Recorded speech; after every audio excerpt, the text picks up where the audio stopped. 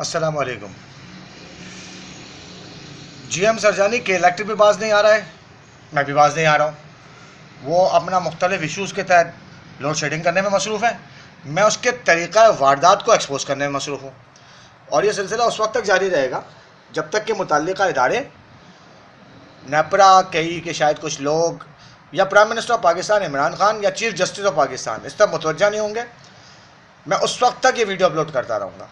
और जीएम के इलेक्ट्रिक सरजानी जिस दिन इनमें से कोई एक मुतवज्जा हो गया, पिछले 1.5 साल का रिकॉर्ड मेरे पास रिटर्न में मौजूद है, मैं तुम्हारी धज्जियाँ उड़ा दूंगा।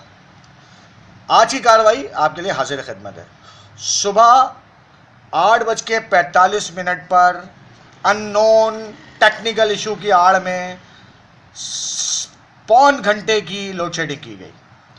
मैं उस वक्त सो रहा था, इसलिए कंप्लेन नहीं कर सका। जब मैं सो के उठा तो मुझे पता चला कि जनाब अली लाइट गई हुई थी, क्योंकि मेरे घर में यूपीएस भी है अल्हम्दुलिल्लाह और जनरेटर भी है।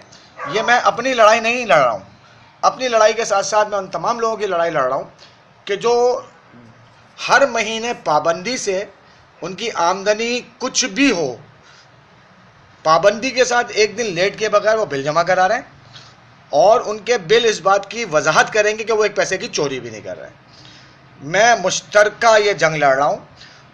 अब सवाल ये पैदा होता है कि वो लोग ऐसा क्यों नहीं कर रहे, तो उसकी वजह मैं आपको बता देता हूँ। एक तो वो इस जीएम सरजानी की वर्किंग फोर्स से डरे हुए, पता नहीं ऐसा क्या हुआ है। यहाँ पर 4 साल से मैं यहाँ पर आया हूँ तो मुझे यही सुनने को मिल रहा है कि जी ये बहुत ख़तरनाक लोग हैं। दूसरा, वो बेचारे इस वक्त इन हालात के अंदर अपने रोज़गार कमाने पे तवज्जो दें, या इस ढीठ आदमी से लड़ें कि जो अपनी ज़ात के अंदर बज़ाते खुद एक बहुत बड़ी माफिया दिख रहा है मुझे।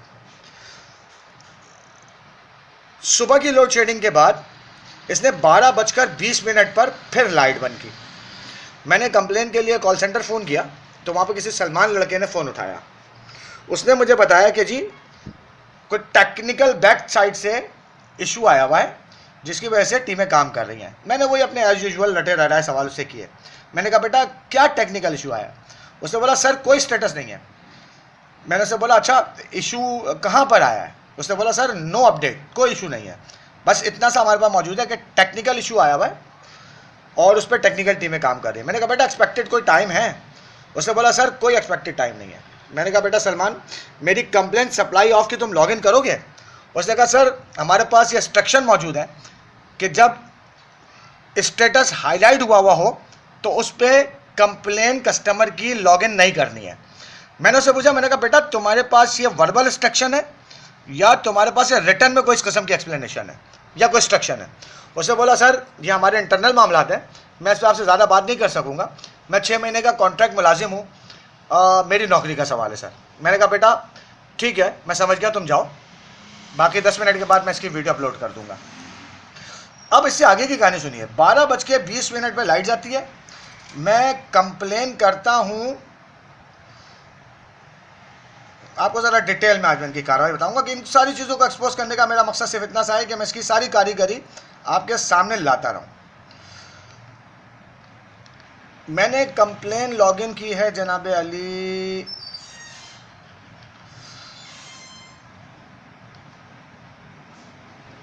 12:21 पर। 12:21 पर मेरी सलमान से ये बात होती है और उसके बाद मज़ेदारी देखिए आप कि मुझे वो लड़का बताता है कि पीछे टेक्निकल इशू आया हुआ है और उस पर टेक्निकल टीमें काम कर रही हैं। मेरे पास केई के 8119 से 12:52 पर यह मैसेज आता है, डियर कस्टमर,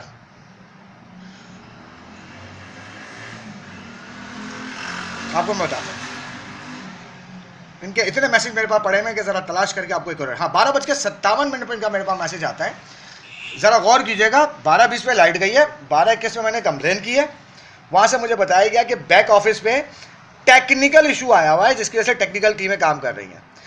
और इसके बाद 12:57 पर कई अपने 8119 से मुझे मैसेज करती है, dear customer, due to maintenance shut down the supply of your area account number this and that may be affected on 28 April between 12:30 p.m. to 3 p.m.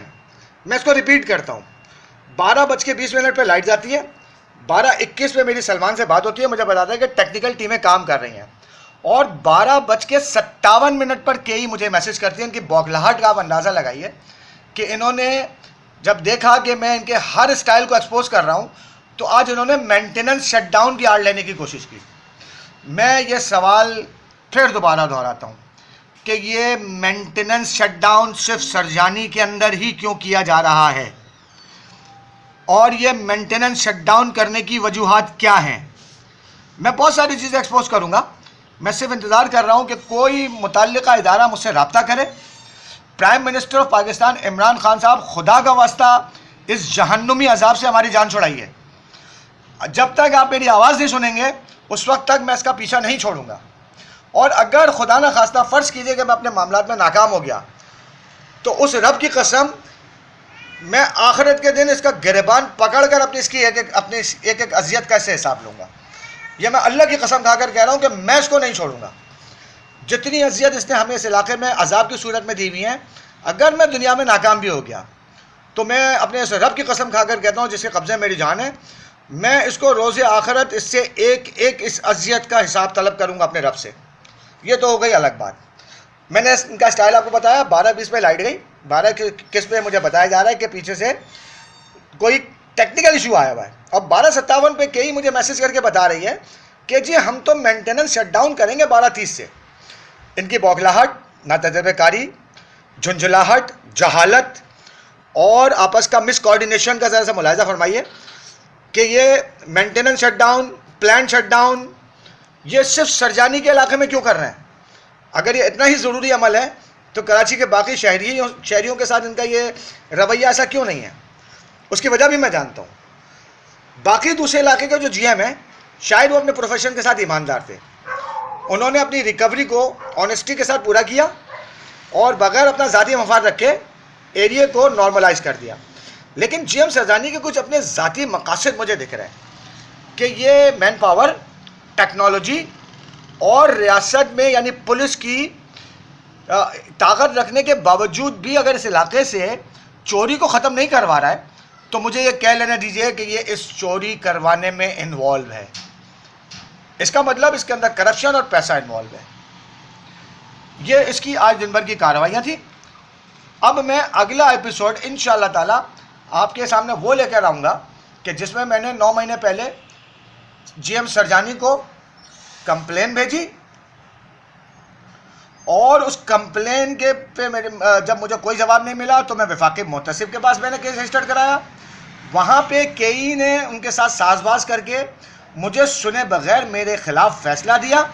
ये पहली दफ़ा आप सुन रहे होंगे कि जिसने कंप्लेन की है उससे बुला के ना वफाकी मोहतसिब ने मुलाकात की, ना केई की मौजूदगी में मुझे बुलाया गया, और मुझे बगैर सुने ये फ़ैसला दे दिया गया कि मैं गलत इल्ज़ाम लगा रहा हूँ। इमरान खान साहब, अगर मैं गलत इल्ज़ाम लगा रहा हूँ तो मैं हर किस्म की सज़ा भुगतने को तैयार हूँ, लेकिन अगर मैं सही इल्ज़ाम लगा रहा हूँ तो फिर सिर्फ आपके मुतवज्जा होने का इंतज़ार कर रहा हूँ। मैं 4 साल से इसके इस अजाब को मैं बर्दाश्त कर रहा हूँ, और 1.5 साल का रिटर्न स्टफ़ मेरे पास मौजूद है। मैं आपको ये सब सामने रखूँगा, और ये डेली बेस पे जो मैं वीडियो डाल रहा हूँ, मैं इस उम्मीद पे डाल रहा हूँ कि किसी ना किसी दिन कोई ना कोई मुतवज्जा होगा, और उस दिन फिर ये जीएम सरजानी भाग के कहाँ जाता है, मैंने सिर्फ ये देखना है। इजाज़त चाहता हूँ। अल्लाह हाफिज़।